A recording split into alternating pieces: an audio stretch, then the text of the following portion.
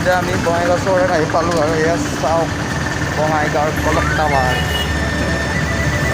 আৰু মই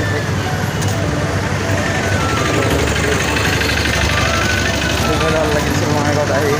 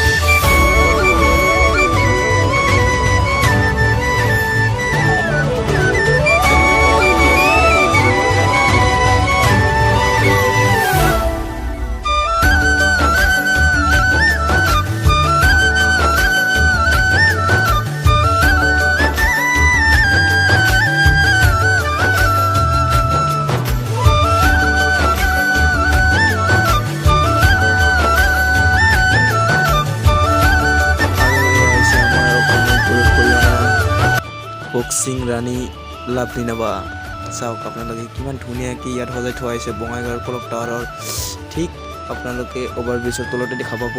এইফালে লেফ্ট ছাইডত দেখা পাব আপোনালোকে লাভলিনাবাক। আৰু এটা কথা ক'ব বিচাৰোঁ যে আপোনালোকে যদি বঙাইগাঁৱত কেতিয়াবা আহে এদিন আপোনালোকে চাই যাব কলক টাৱাৰ কেনে মজা। আৰু এয়া চাওক বিল চিলাৰে কিমান ধুনীয়াকৈ ইয়াত আৰ্ট কৰি ৰখা হৈছে আৰু লিখি থোৱা আছে ছাইডত চাওক হেছটেগ কি বনৰীয়া। আমি বনৰীয়া আমি এজাক বনৰীয়া।